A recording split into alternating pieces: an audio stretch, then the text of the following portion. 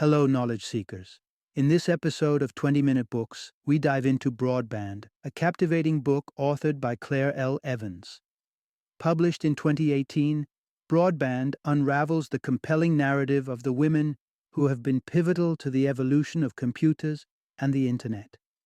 This book sheds light on how these trailblazing women transformed fields initially deemed mundane into sectors of vital importance, crafting a new digital world in the process. Claire L. Evans, a multifaceted talent, brings a unique perspective to this story.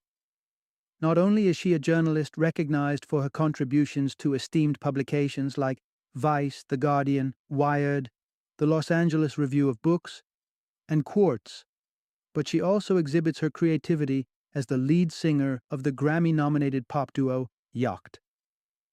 Evans extends her expertise as the founding editor of Terraform, Vice's science fiction vertical, and serves as a graduate advisor at Art Center College of Design in Pasadena, California. Her rich background in both the arts and technology provides a distinct lens through which the story of these pioneering women is told. Broadband is more than a history lesson. It's an inspiring call to action and a testament to the untold impact women have had on the technological landscape. It is a must-read for young women aspiring to a career in computer science, showing them that not only is there space for them in this field, but there is also a rich history of women like them who have paved the way. Computer scientists, engineers, and anyone interested in the intersection of gender and technology will find Broadband to be an enlightening and motivating read. Join us as we explore the stories of the women who helped shape the digital world, making it what it is today.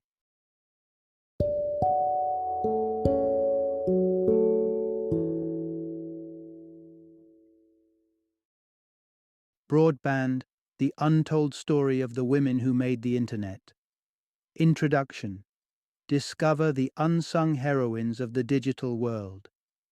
In the ever-evolving saga of technological progress, every chapter of innovation in computer science, from the inception of online publishing and information science to the development of programming languages and the birth of virtual communities, has been co-authored by an extraordinary but often invisible group: women. Despite their significant contributions, a prevailing sexist stereotype stubbornly persists, painting computer science as a realm dominantly, if not exclusively, for men. But why is this the case? The answer is as frustrating as it is simple. Over the years, the pivotal contributions of women to the tech world have been either swept under the rug or outright disregarded. Their groundbreaking work, their pioneering spirit, and their relentless pushing of boundaries have been overshadowed by a narrative that does little to acknowledge their role. This narrative dives deep into the heart of this oversight, celebrating the women whose intellect, foresight, and perseverance shaped the digital landscape we navigate today. These were women who embraced tasks deemed too menial for their male counterparts, who deciphered the language of machines without a guide to light their path, who carved avenues in the realm of computer science when no such roads existed. These were the trailblazers, the pathfinders, the visionaries on whose paths we tread today. As we unravel the layers of this story, you'll encounter intriguing revelations. You'll learn about the connection between Lord Byron and computer programming, a tale that binds poetry to programming in a symbolic legacy. You'll be introduced to the term kilogirl, a throwback to an era when computing work was quantified in a uniquely gendered unit, and you'll discover the inspiring journey of a college dropout who, against all odds, secured a $150,000 computer for a grassroots community project, proving that passion and determination can indeed revolutionize access to technology. Join us on this journey to uncover and celebrate the indelible mark left by women on the digital world. It's a homage to those who dared to dream, to create, to innovate, and, in doing so, pave the way for future generations to envision a world where technological prowess knows no gender. Part 1. Ada Lovelace, the poet's daughter who programmed the future. In the annals of history, where poetry meets the precision of mathematics, we find Ada Lovelace, the offspring of the tempestuous romance between the legendary poet Lord Byron and the mathematically inclined aristocrat Anna Isabella Milbank. While Lord Byron left the world draped in the beauty of his verses, his most enduring legacy might just be his daughter Ada, who emerged as the pioneer of computer programming. The cornerstone of this narrative is the remarkable journey of Ada Lovelace, heralded as the world's first computer programmer. Ada's upbringing was meticulously engineered by her mother from an early age, infused with a rigorous mathematical education aimed at curbing any wild tendencies inherited from her famed father. Yet it was this blend of lineage, the poet's creativity with the mathematician's rigor, that uniquely positioned Ada to grasp and influence the nascent field of computer science. Her path crossed with Charles Babbage, the father of the difference engine, an innovation that put forth the idea of mechanical calculation to solve complex mathematical problems.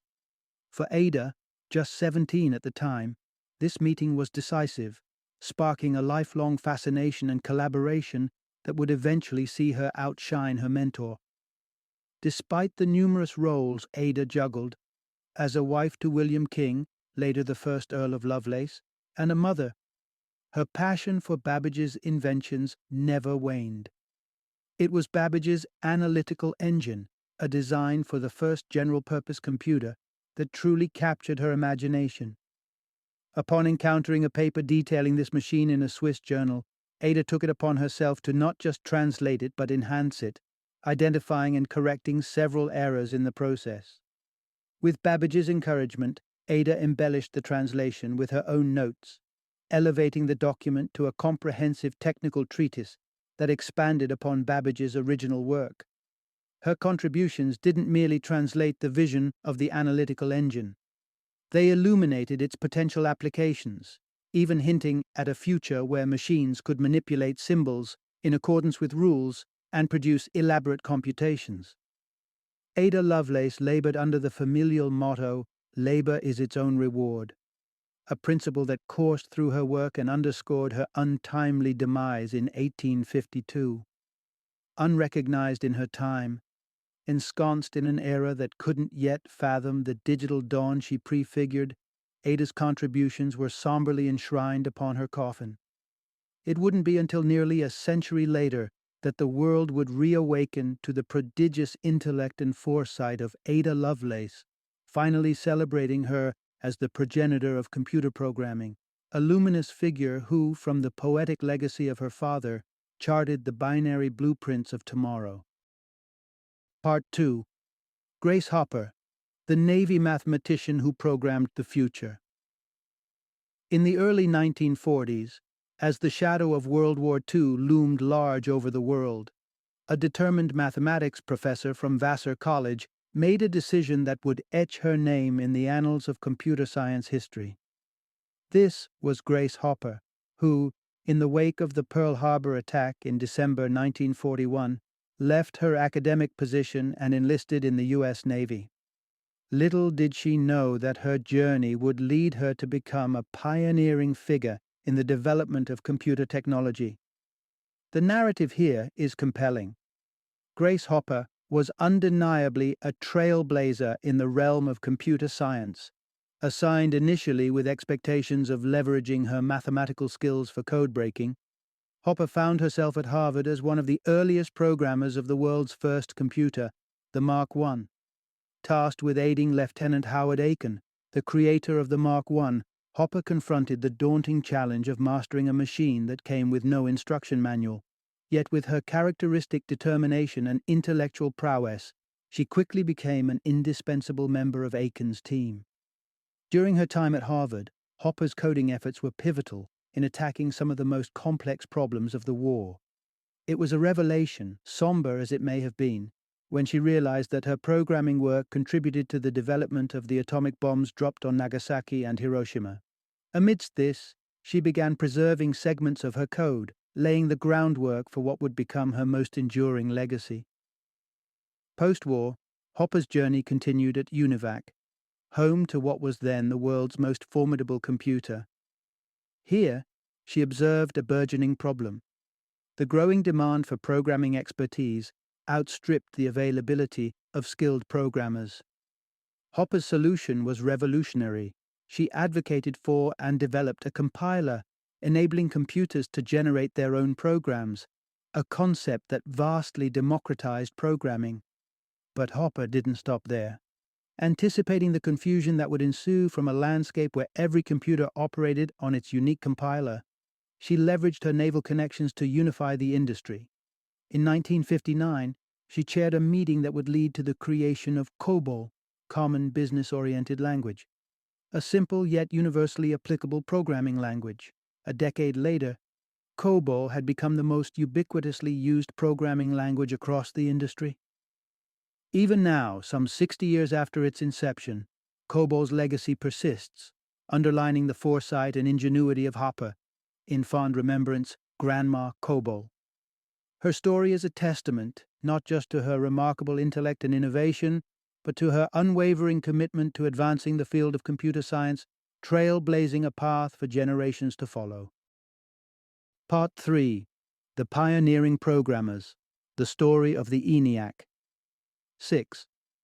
Long before digital behemoths ruled the realm of computing, the term computer held a different significance. It referred to the meticulous humans, predominantly women, who crunched complex calculations by hand. This era birthed the whimsical term kilogirl, a testament to the thousands of hours women devoted to computational labor. As World War II intensified, so did the calculations required for war efforts, pushing the capabilities of these human computers to their limits. In response, physics professor John Mauchly and engineer J. Presper Eckert envisioned a monumental leap in technology, the creation of the first electronic computer, the Electronic Numerical Integrator and Computer, or ENIAC. Little did they know that the heart of this groundbreaking project would be powered by a remarkable team of women known as the ENIAC 6. The core insight here is breathtaking. The women of the ENIAC 6, Kathleen K. McNulty, Betty Jean Jennings, Elizabeth Betty Snyder, Marlin Westkoff, Frances Bilas, and Ruth Lichterman, were the trailblazers who taught themselves to program the world's first electronic computer. With backgrounds as human computers, calculating ballistics trajectories during the war, these 6 women embarked on a journey with no roadmap. The ENIAC had no instruction manual, leaving the team to uncover its secrets through trial, error, and unyielding determination. Programming. The ENIAC was not only a cerebral challenge, but a physical one, involving the laborious task of replugging hundreds of cables for each new calculation. Although the war concluded before the ENIAC could be put to its intended use, a celebrated public demonstration in 1946, masterfully orchestrated by the ENIAC 6, captured the public's imagination. Regrettably, the spotlight shone more on the machine than on the minds who made it work, leaving the pioneering women without the recognition their groundbreaking work warranted. Among the ENIAC 6, Betty Jean Jennings and Elizabeth Betty Snyder, known affectionately as the Two Bettys, emerged as luminaries. Their partnership, characterized by an impeccable knack for identifying each other's errors and a humility that allowed their code to shine, set a standard in programming excellence.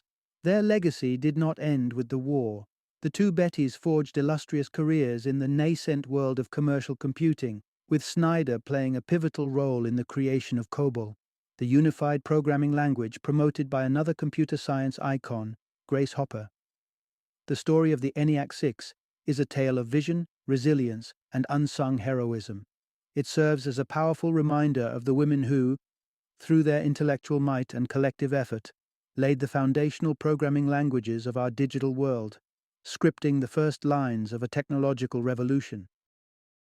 Part 4. Trailblazing Women Who Wired the World for Change.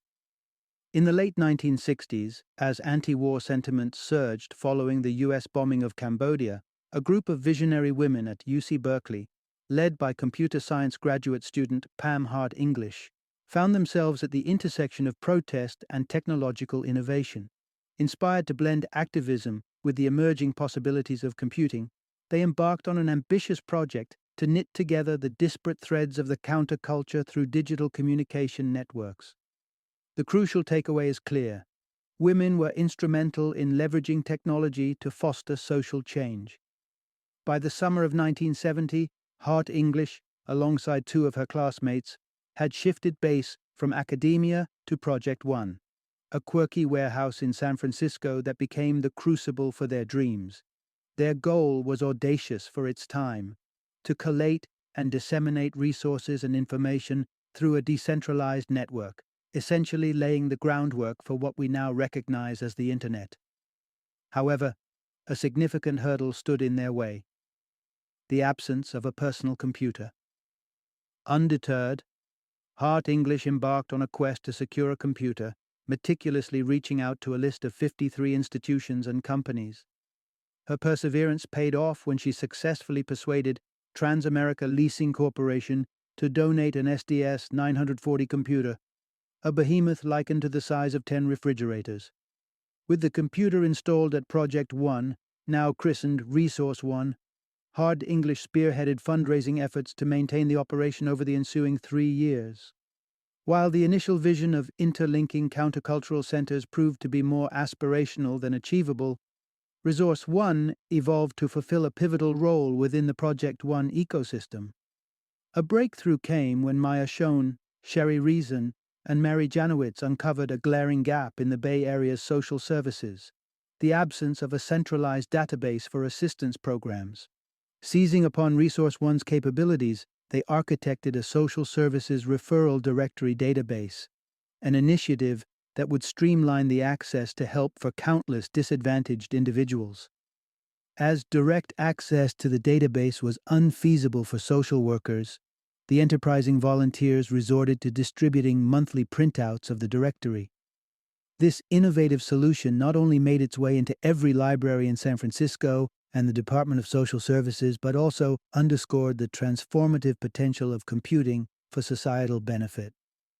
Though Schoen, Resin, and Janowitz eventually passed the baton to the United Way charity, the database's legacy endured, eventually finding a home in the San Francisco Public Library, where it remained accessible until 2009. The journey of Resource One, spearheaded by a group of audacious women, stands as a testament to the early and profound impact of computing on social good, a narrative that is as inspiring as it is instructive. Part 5. Elizabeth Jake Feinler, the unseen architect behind the Internet's precursor. In the twilight days before the dawn of the Internet, a groundbreaking digital network known as the ARPANET emerged, laying the foundational stones for what would evolve into the interconnected world we navigate today. Funded by the U.S. military in 1969, the ARPANET was designed to connect scientists across universities in the United States, facilitating unprecedented resource sharing and communication. By 1972, as the ARPANET expanded to approximately 30 connections, the complexity and the need for an organized system became apparent. This critical responsibility fell into the hands of Elizabeth Jake Feinler, transforming her role in the Stanford Research Institute into one of central importance for the burgeoning network.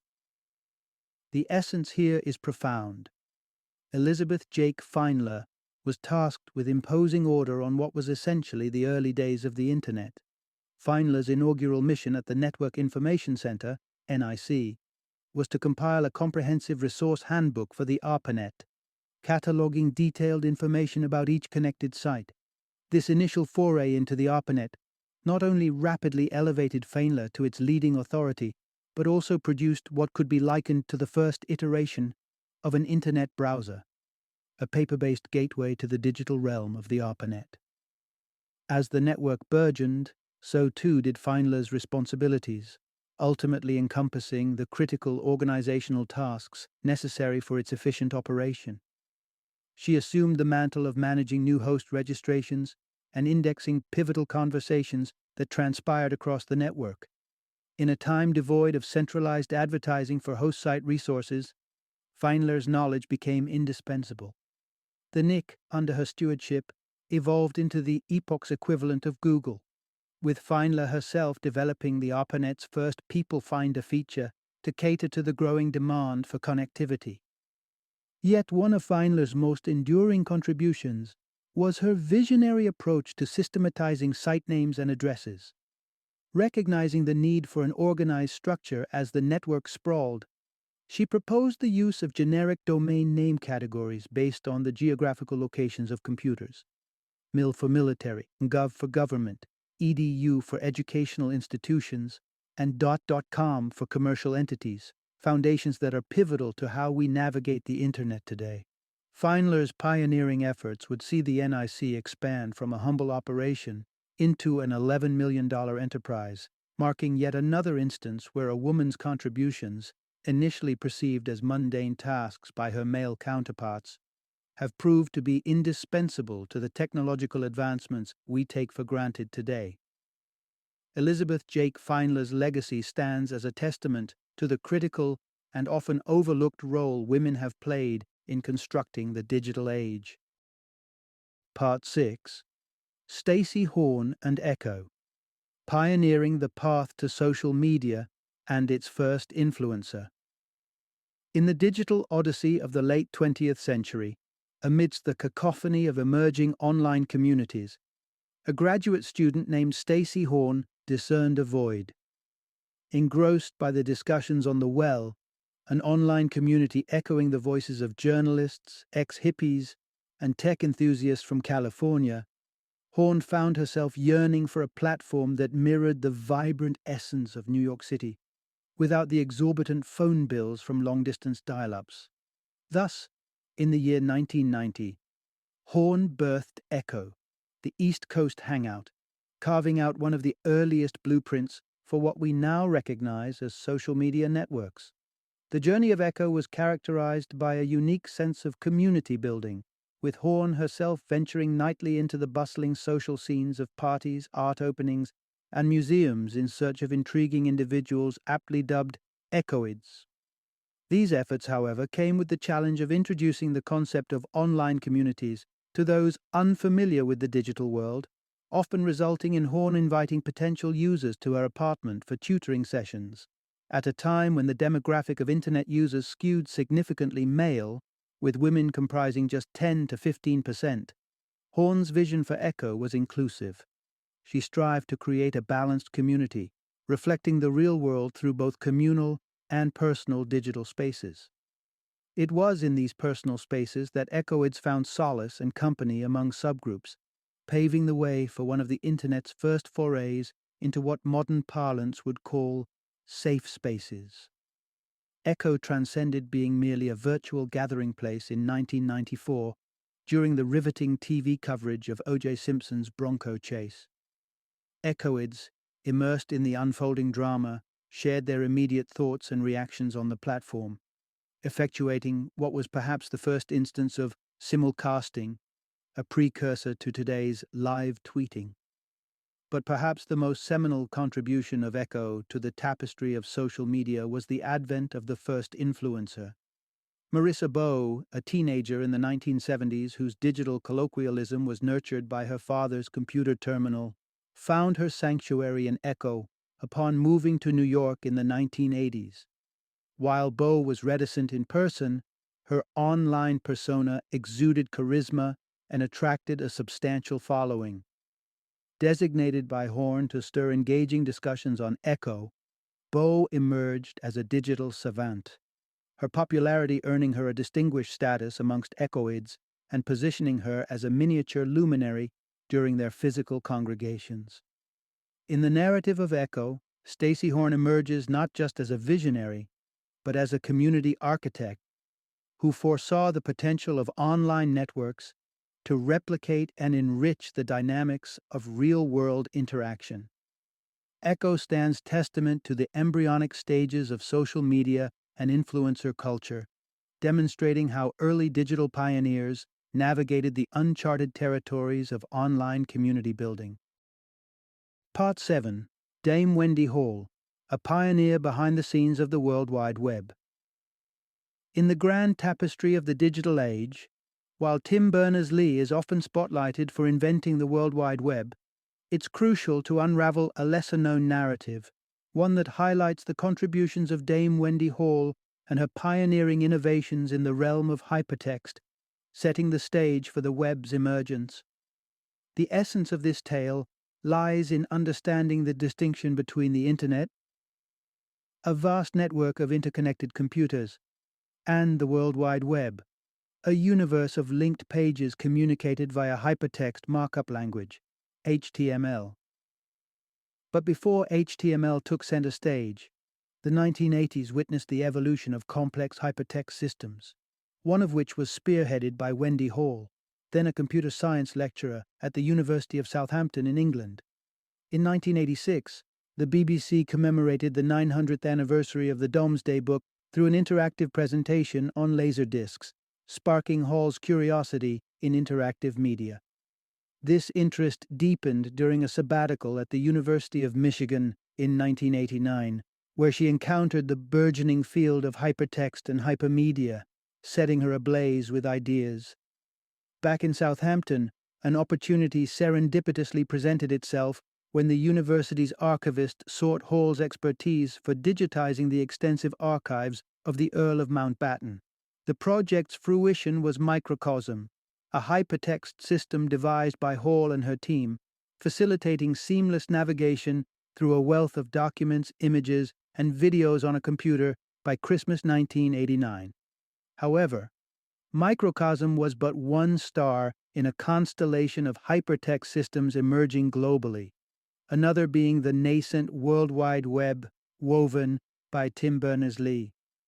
Despite initial skepticism regarding the web's simplicity and lack of features compared to its contemporaries, its free availability and straightforward design catalyzed its ascendancy as the preferred digital platform.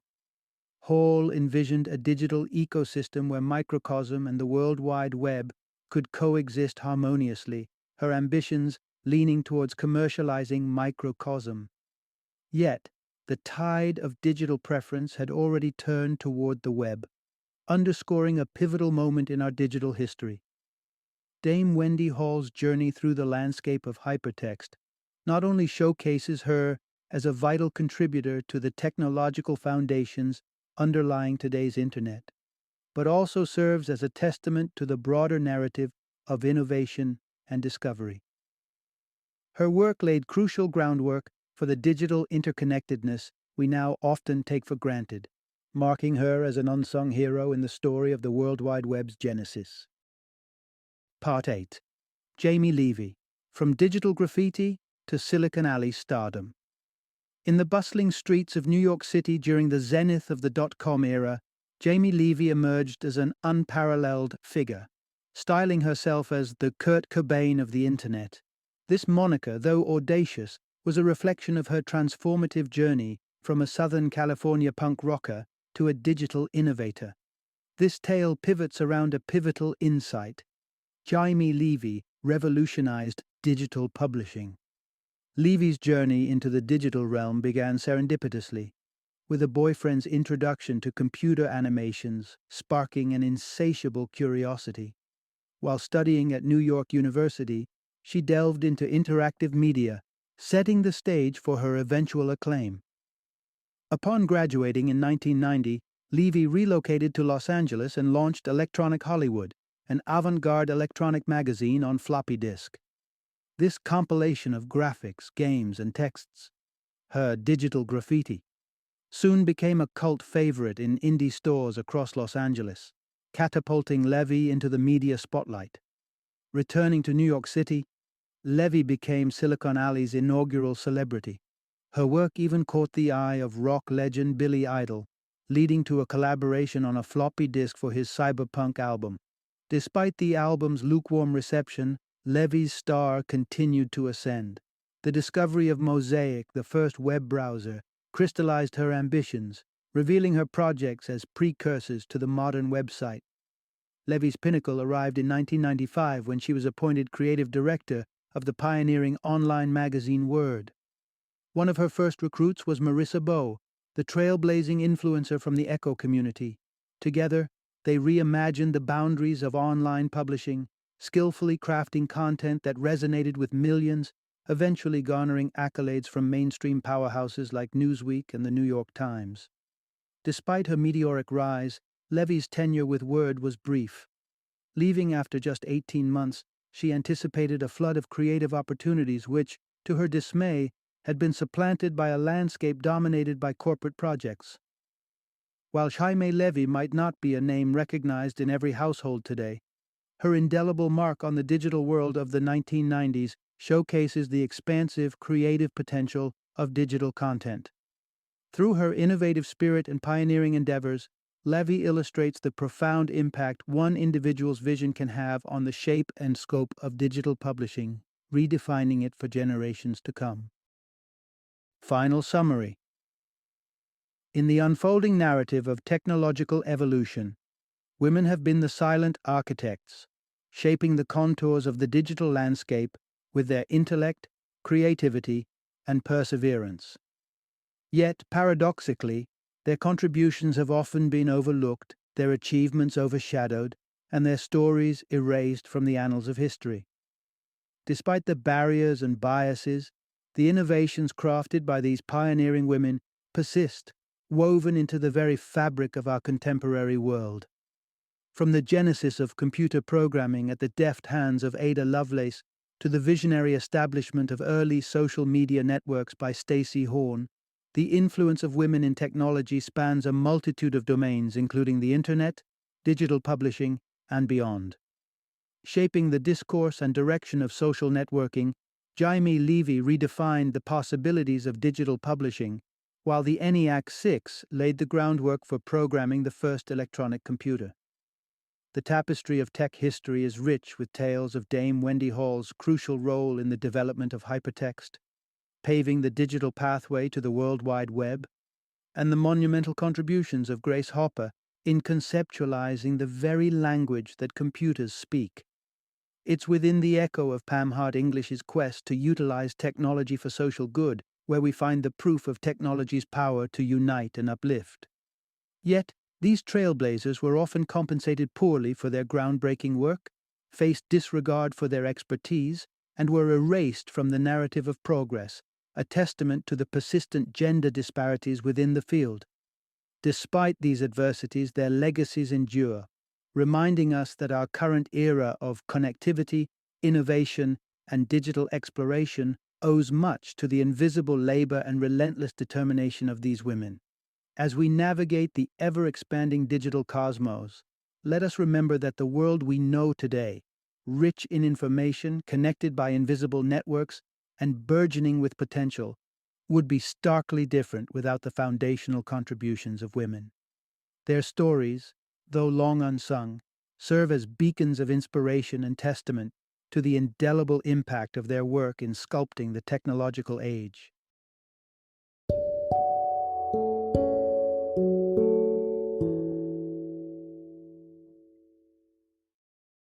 Thank you for joining me today on this journey of learning and discovery as we explored the insights of another thought-provoking book in our growing library of knowledge.